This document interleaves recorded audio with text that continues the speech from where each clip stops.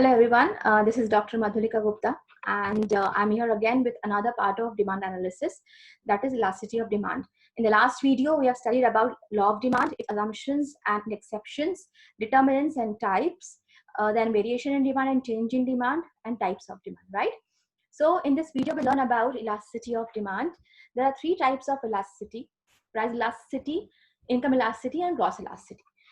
So we'll learn these three one by one. So let's understand what is elasticity. So what is the quality of elastic, right? Expansion and contraction. So the same goes with this, that when the price of commodity rises, demand for the commodity comes down, and when price falls, demand rises. So this quality of demand by which it changes is called elasticity of demand. What a point. So it also means the response given by demand to the change in price. The elasticity of demand is a measure of the degree of responsiveness of demand for a commodity to a given change in price, right? So that change in demand because of increase and decrease in price is elasticity, right? So what's the formula? EP stands for price elasticity of demand. Formula is percentage change in demand divided by percentage change in price. We'll go back again, let's check out the formula. Okay, this is the formula. Now we'll calculate it, right? When EP stands for price elasticity, for example, if the price falls by 1% and demand increases by 3%, so how we'll put up in the formula? EP is equal to 3% divided by 1%. Why minus 1? Because price is falling, therefore we're writing minus. So EP, that is price elasticity of demand, is minus 3. And there is always an inverse relationship between price and demand, you know, because if one falls, one rises and vice versa, right? Now, determinants of elasticity of demand. The very first one is class of a commodity. What is the class of a commodity? It can be necessary, it can be comfort and luxury, whatever. So if it necessary, so what? For example, salt. You cannot eat your food without salt. Even if the price of salt rises, you will buy it. So the demand for salt is inelastic. That means when demand doesn't change with respect to price, rise in price or fall in price. Even if the price falls, you won't eat more salt. You will consume whatever is required, right? So the demand doesn't change with the change in the price. So the demand for necessity is always inelastic, means it doesn't change. And wherein as for comforts and luxuries, it is elastic. You tend to increase the demand depending upon your income, depending upon the price of the commodity. If it rises, you postpone your demand. If your income, if you get a bonus in Diwali, even if the price is high, you buy it. So the price is elastic in case of comforts and luxuries. Understood? The next one is use of commodity. What do you use it for? Give an example of copper here. Like copper is used for many purposes, right? We have learned that in types of demand also. So the demand for copper for making electric wires would be inelastic, but demand for copper for making coins and utensils would be elastic. You understand now? When I say inelastic, demand doesn't change. And when I say elastic, demand goes increase or decrease, whatever, it will change. When you say elastic, elastic means elastic, right? And elastic means stable. It doesn't change. The next one is existence of substitutes. In case of commodity having substitutes, demand would be elastic. Why? With change in price of other would affect demand of other. We've taken example of tea and coffee. For example, here I've taken example of edible oil. There are two brands like Gemini and Dhara. So if the price of Dhara rises, the demand for Dhara will decrease and demand for Gemini will increase, because now price of Dhara is more, and vice versa. So of course, when there are substitutes existing, the demand would always be increasing or decreasing depending upon the other substitute's price. Understand? Proportion of income spent. What? When a very small amount of income is spent on a particular commodity, the demand is always inelastic because you don't mind spending, right? Because newspapers, give an example. Your monthly bill is hardly 200 to 50 rupees, right? For a newspaper. Maybe less than that. So you won't mind if a little bit of the price rise in the cost of newspaper. Your demand won't change because you say, hey, you're spending a little bit of amount, let 50 rupees go more, not a big deal. So when income spent is less on a particular commodity, demand is inelastic, it doesn't change. But when you spend a very big amount on a particular commodity, you tend to change your demand. I've taken example of milk here. So if you consume milk every day, your monthly bill is a nice amount, right? More than 1,000. So if there is a rise in the price of milk, you would decrease your demand by little. You'll say, we'll take alternate days 1 liter, or will reduce to half a liter, because now the amount will rise. Monthly bill will rise by a bigger proportion because your income already spending is very high. You get my point? So the demand there becomes elastic when you spend more part of your income on that. Durability. So the demand for durable goods is always elastic. What are durable goods? Whatever you buy, your furniture, your bicycles, your scooter, your television, these are durable goods. So you tend to postpone your demand when it is durable because it is a necessity nahi hai, right? So you say, okay, fine, price is high, so we'll postpone it to another 1 or 2 months. When price will come down, we'll buy it. You getting my point? So their demand is what? Demand is elastic, increasing or decreasing because of price. Understand?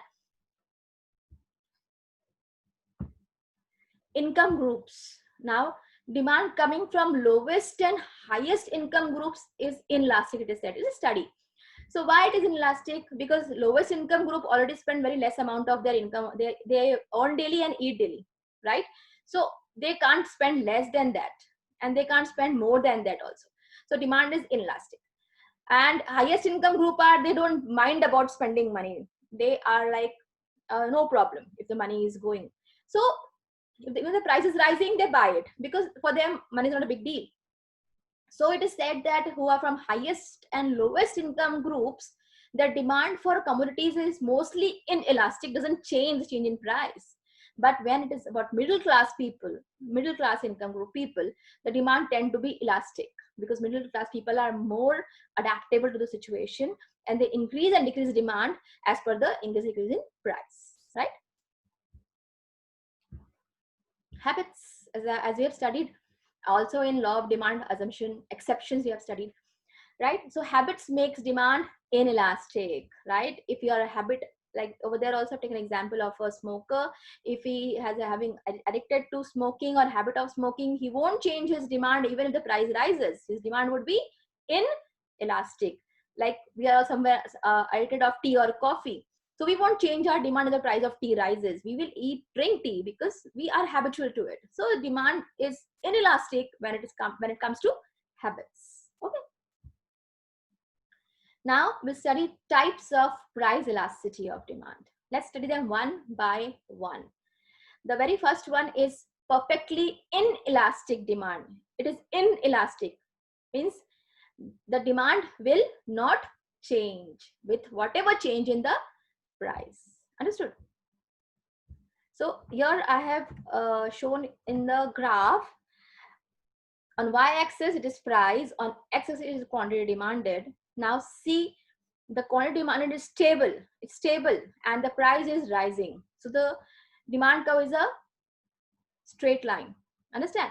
So where there is no change in demand, whatever the change in the price, it is called perfectly inelastic demand. That means demand is not changing at all, perfectly inelastic. Understand? Now how it is portrayed.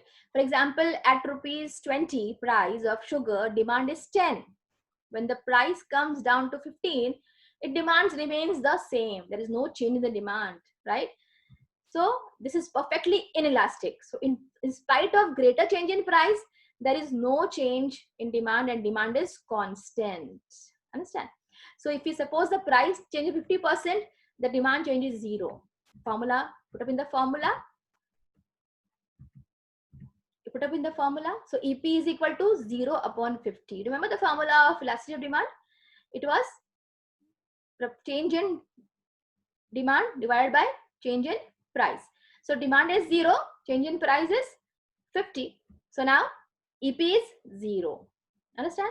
So EP is 0 when it is perfectly inelastic demand. Look, these things are very important when it comes to MCQs, multiple choice questions. You might be asked that EP is 0 when 1, 2, 3, 4. Perfectly elastic demand, perfectly elastic demand, relatively elastic demand, 3, 4 options. So when is EP 0? When elasticity is 0, when it is perfectly inelastic. Understand? You remember the concept, you remember the answers automatically. Okay. The next one is perfectly elastic, right? So even with a slight change in price, the demand would rise or fall with a bigger proportion. So it is perfectly elastic. So when a slight change in price brings about infinite change in demand, it is called perfectly elastic demand.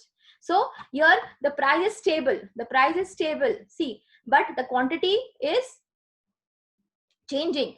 So the demand curve is horizontal straight line. Understand? So that is perfectly elastic demand. If we put up, in this case, the demand is very sensitive. So if during festival time, the price of certain commodity slightly decreases, the demand for that commodity rises beyond limit, right? So 5% increase in demand with no fall in price will give us equation what? 5 is increase in demand with no change in price. The EP is infinity. So when is EP infinitive? When it is perfectly elastic demand. Understand? Next is relatively elastic demand. Now what is that? That is with a slight change in price, there is comparatively greater change in demand. See, on a y-axis P1 to P2, the distance is small, and in x-axis Q1 to Q2, the distance is bigger. So with a slight change in price, there's a bigger change in demand. Understand? So when a slight change in price causes a sizable or greater change in demand, it is called greater than unit elasticity of demand or relatively elastic demand. So how it goes? EP is greater than 1 because there is more change in demand and less change in price. Understand?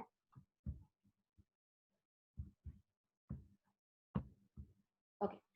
So if you put up in the formula, if price falls by 5%, demand rises by 15%. There is greater change.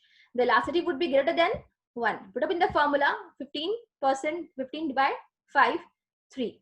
So 3 is greater than 1. So whenever EP is greater than 1, it is relatively elastic demand because demand is changing in a greater proportion as compared to price. So little less demand by demand curve, which is gradually declining slope. Okay, as we have seen here, it is gradually declining slope because change in price is small and change in demand is bigger. Okay. Now the reverse of it, relatively less elastic demand or relatively inelastic demand.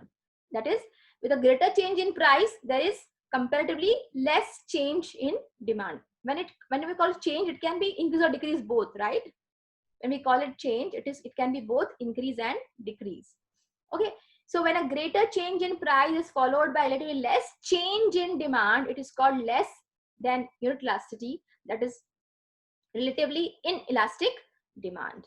Here EP will be less than 1. Understood? So if you put up in the formula, if 10% rise in price is followed by 5% fall in demand, then elasticity will be less than 1. It would be what? 5 divided by 10, that is 1 by 2. And that is less than 1. So when EP is less than 1, it is relatively inelastic demand. Understood? It is shown by a steep demand curve with a sharply declining slope. Now, last is unit elasticity demand. You can guess unit means equal. That means same change in price, same change in demand. So the relative change in quantity demanded is exactly equal to the relative change in price. The demand is said to be interelastic. Your elasticity of demand is equal to 1. Right? So the distance between P1 and P2 and Q1 and Q2 will be same.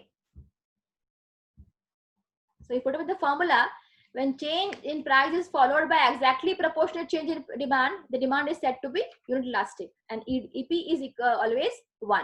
For example, if 10% rise in price is followed by 10% fall in demand, it is unit elasticity. 10 by 10 is equal to 1. So EP is equal to 1.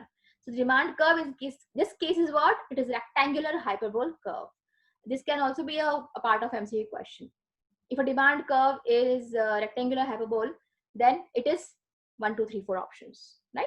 So it is unit elastic demand. So you should remember all these terms, right? So we have studied 5 types of price elasticity of demand. Now let's understand the methods of measuring it.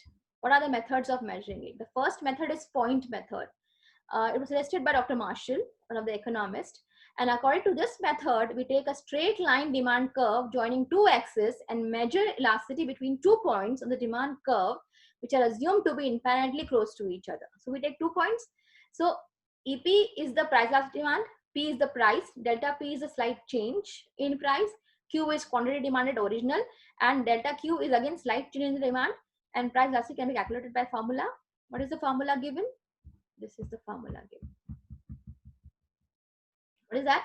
EP is equal to, that is change in quantity demand divided by quantity demanded original, change in price divided by original price. Okay. So when there is no delta attached, it is original price. When delta attached, it is change. Okay. So when the price of any commodity X falls from 21 to rupees 20 per unit, okay, price is falling. The demand for the commodity increases from 90 units to 91 units. What would be the price elasticity of demand? Okay, so let's find out. We put up in the formula. Here the example change in P is 1, 91, 90, and changes Q is again 1, 20 to 21. Okay, so we'll put up in the formula. Change in Q is 1 divided by the original price, the original demand 90. Change in price is 1 and the original price, that is rupees 21. So the answer is 0.23. Now remember the types of elasticity we have studied. 0.23 is less than 1. So elasticity of demand is less than 1. Understand? So this is how you calculate by point method. Another one is arc method. Just remember the formula.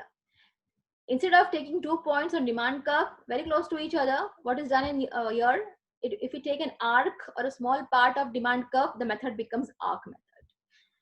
This method enables us to take sizable change in demand and price into account, because in practice, slight change are difficult to find. So that's why this is a better version. So what's the formula?